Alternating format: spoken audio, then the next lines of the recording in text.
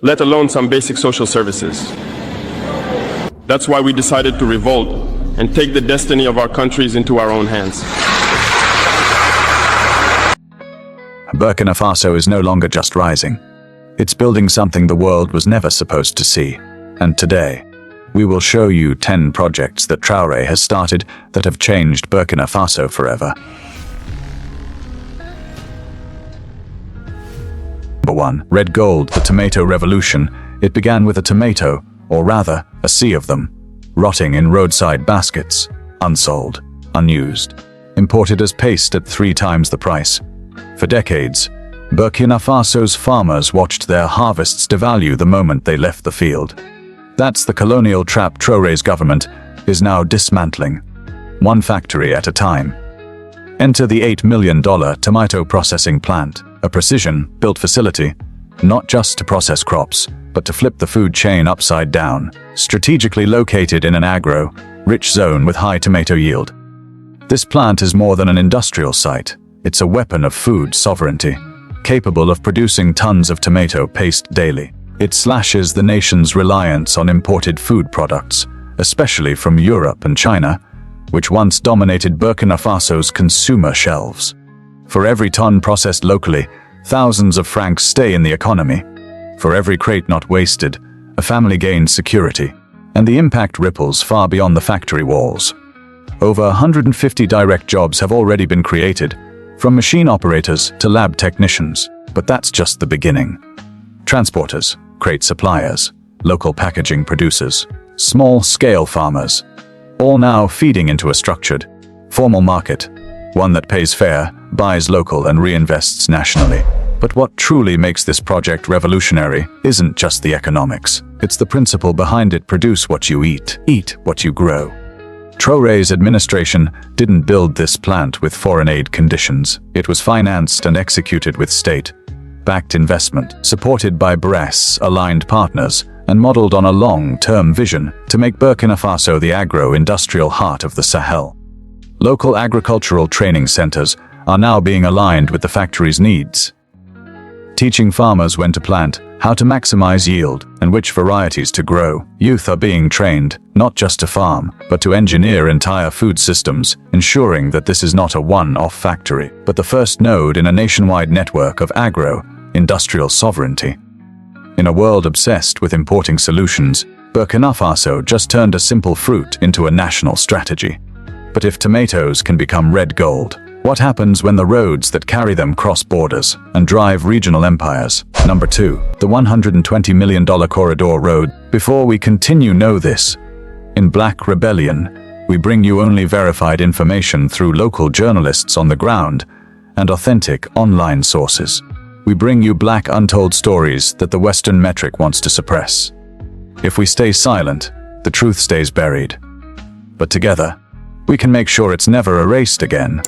Like, subscribe, share to black communities. As resistance tomatoes need markets. Markets need roads. And Burkina Faso is building them, not for convenience, but for control. The $120 million Bobo Dioulasso Ivory Coast motorway is not just a highway, it's a high-stakes corridor of sovereignty. Stretching from Burkina Faso's second-largest city to the Ivorian border, this major infrastructure project is transforming isolation into integration. It connects local producers to ports, traders to buyers, and a once landlocked economy to the Atlantic Ocean. For farmers transporting processed goods like tomato paste, it means quicker delivery, fewer middlemen, and access to international demand. But this road carries more than products. It carries strategy, designed for regional integration. The highway directly challenges historic choke points that once kept Burkina Faso dependent on colonial systems for trade access. It slashes transport costs, trims delivery times, and unlocks the full potential of southern trade routes long ignored in favor of northern corridors tied to French influence. Unlike past megaprojects, this one is grounded in domestic priorities, built with local labor, backed by regional partners, and tied directly to Burkina Faso's industrial and agricultural expansion plans. It's not a vanity project. It's a vein in the body of national recovery. Communities along the route are seeing rapid development. Rest stops, markets, housing clusters, and logistics hubs are emerging. Jobs are created, goods are moving. And for the first time in decades, Burkina Faso is dictating the flow, not following it. A country once described by its isolation is now building its way out of it, mile by mile, village by village. But how do you power all this movement, all these factories, clinics, and homes without relying on foreign oil or failing grids? For that, number 3, we have Yelin. The Yelin solar power program is Burkina Faso's boldest energy project to date. Backed by the World Bank and the Green Climate Fund, this initiative is connecting over 150 villages and more than 300,000 people to electricity for the very first time. But this isn't about just turning on lights. It's about turning on opportunities. Yelin is deploying mini-grids and standalone solar systems schools, clinics, markets, and homes, places where development was once delayed by darkness. A rural health center can store vaccines without fear of spoilage. A school can teach late into the evening. A shopkeeper can goods refrigerated and business running longer.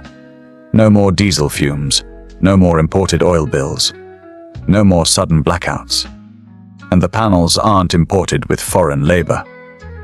They're being installed and maintained by locally trained technicians, creating new jobs and building a national corps of energy workers. This is how you power sovereignty. The Yelin's not just lighting villages. It's rewiring the economy, expanding industrial capacity, and preparing Burkina Faso to educate and digitize on its own terms.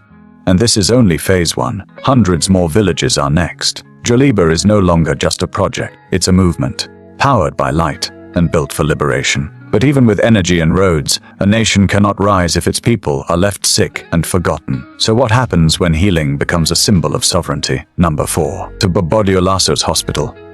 Once you power a nation, you must protect the people who keep it running. And in Burkina Faso, healing is no longer a luxury reserved for the capital or the elite. Rising from the ground in the southwest is the Bobodio Lasso Regional University Hospital, a symbol not just of health, but of sovereignty. It is set to become one of the most advanced medical facilities in the country. This hospital is being built with one clear purpose: to bring modern healthcare to the people who never had it for decades. The southwest suffered in silence. Understaffed clinics, outdated equipment, and long journeys just to reach basic care. That era is ending. This isn't a patch job. It's a system reset, designed as both a treatment center and a training institute. The hospital will serve patients while educating the next generation of Burkina doctors and nurses. So the country no longer needs to rely on foreign professionals or send its sick abroad.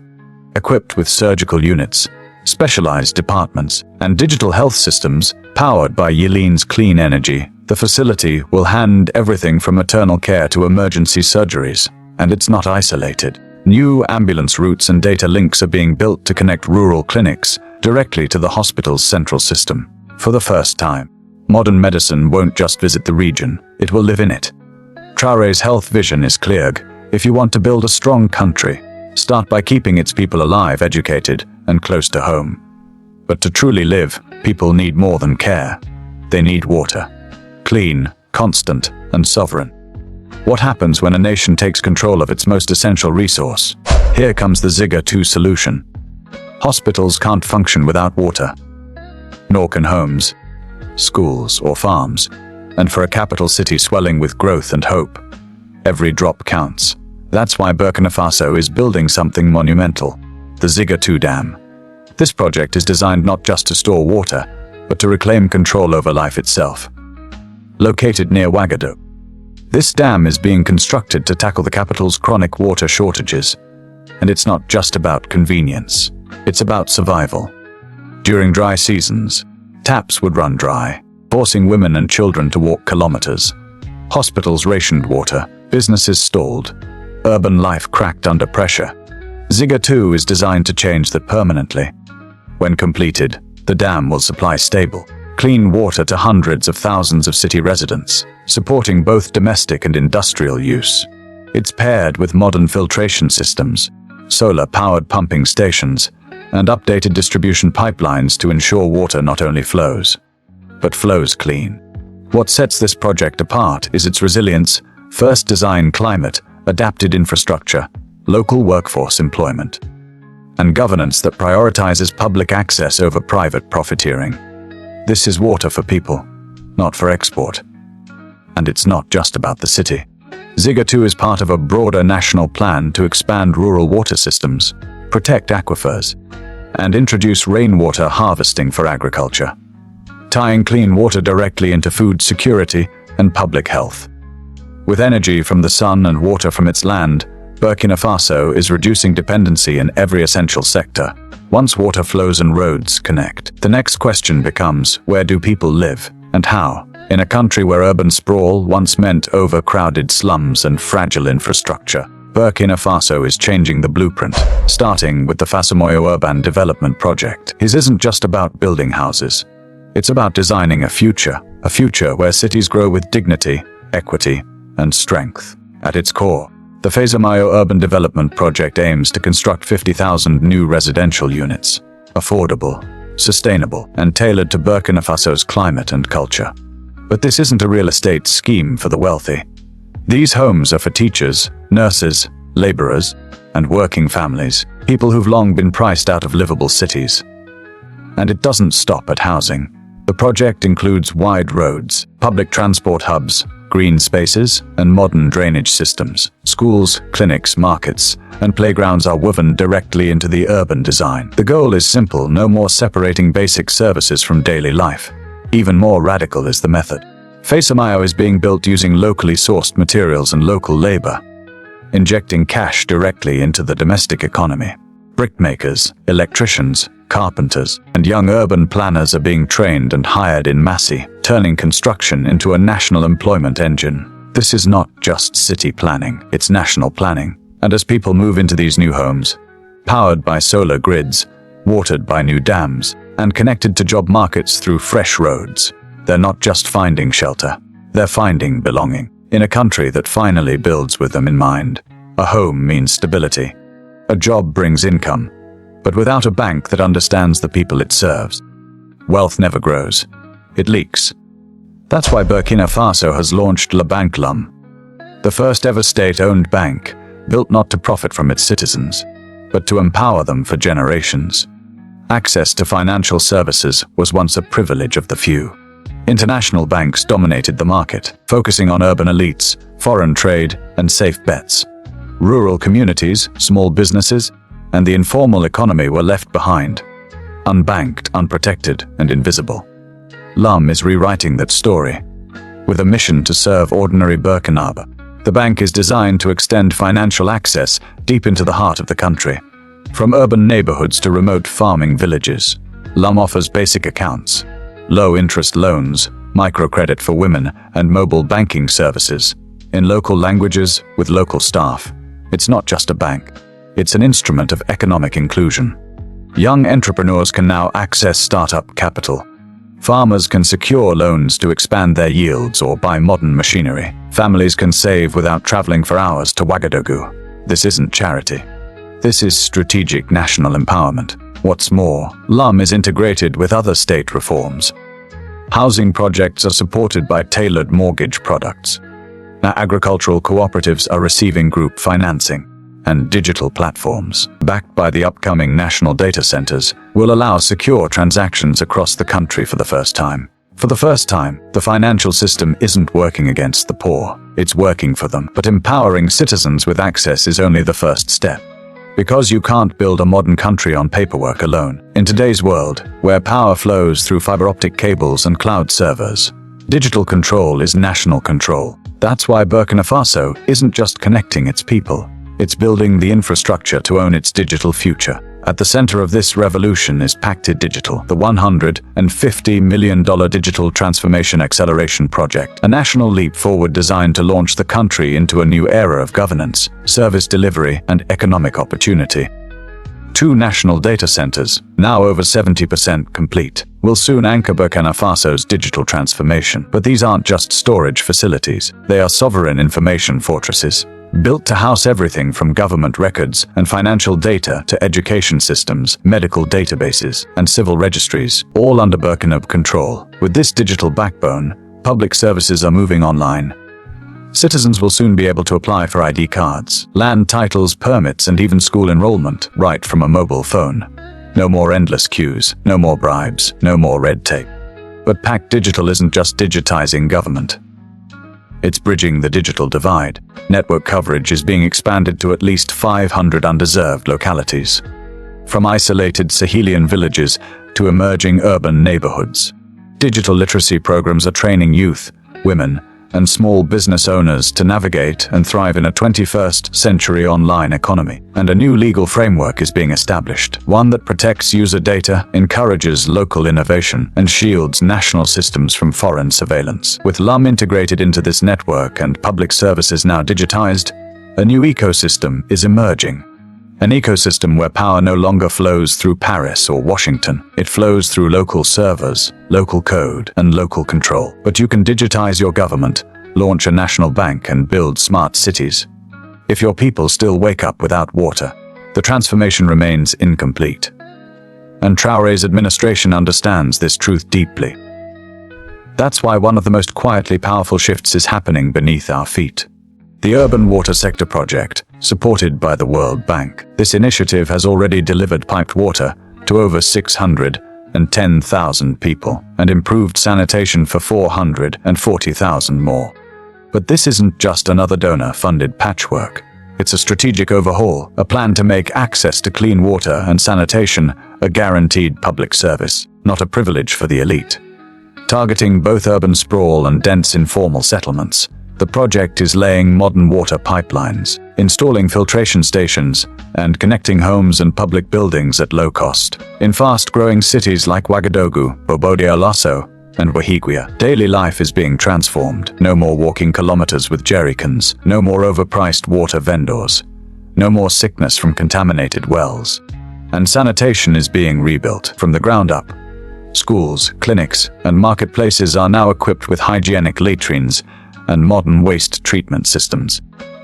Urban drainage networks are being redesigned to prevent flooding and curb disease outbreaks during the rainy season. What makes this project even more effective is its integration with the national digital system. Water usage, service complaints, and billing are now being managed through mobile platforms, linking citizens directly with service providers and cutting out corruption and inefficiency. This is not just infrastructure, this is sovereign public service, built for Burkinabé by Burkina. Clean water is no longer a promise. It's a pipeline flowing directly from national will to household taps. Now let's switch to rural Burkina Faso. In rural Burkina Faso, wealth doesn't sit in bank accounts, it grazes in fields. Livestock is more than tradition, it's currency, inheritance, protein, and power. And for too long, it was neglected, trapped in low yields, disease outbreaks, and unstructured markets. That's why Traoré's government, with support from the World Bank, has launched the Livestock Sector Development Support Project, a quiet revolution walking on 4 legs. This isn't about expanding herds. It's about modernizing an entire economy, from veterinary care to commercial feed production. The project is injecting science, infrastructure, and capital into a sector that supports millions of Burkinabe herders. Health programs are being scaled across provinces, including vaccination drives and the training of mobile veterinary teams. This alone has dramatically reduced livestock mortality, increasing both food supply and income stability. But the ambition goes further. New processing facilities are being established for milk, meat, and hides, transforming raw goods into market-ready products. Cold chain logistics and storage units are being introduced to cut waste and expand trade windows, and targeted credit programs, many offered through LUM, are giving small herders access to loans to invest in better breeds, feed systems, and business growth. What was once informal and vulnerable is becoming commercial, resilient, and strategic. The Livestock Project also intersects with other national goals. It supports food security, empowers rural women, who often manage small ruminants, and strengthens Burkina Faso's regional export capacity. With cross-border trade routes opening and value-added production on the rise, cattle and goats are no longer just survival. They're becoming engines of economic growth. And with all the systems in place, from roads to energy, water to digital banking, the animal that once symbolized subsistence now represents something far more radical, a nation that refuses to be underestimated. So Burkina Faso is no longer waiting for change, it's building it. From solar power to sovereign banking, tomato plants to smart cities. This is a blueprint for true independence, one project at a time. The nation is rising, not with noise, but with purpose. And the world can no longer look away. Do you think more development is happening in Burkina Faso than in the West? Let us know in the comment section if the West now needs Burkina Faso's help instead. Do you want to watch more videos like this one? If so, subscribe to our channel and press the bell icon next to it. We have decided to bring videos on something nobody talks about. Black rebellion, black existence, a black and told history, and the evidence of how glorious blacks have always been. Thanks for watching, and until the next video, stay tuned.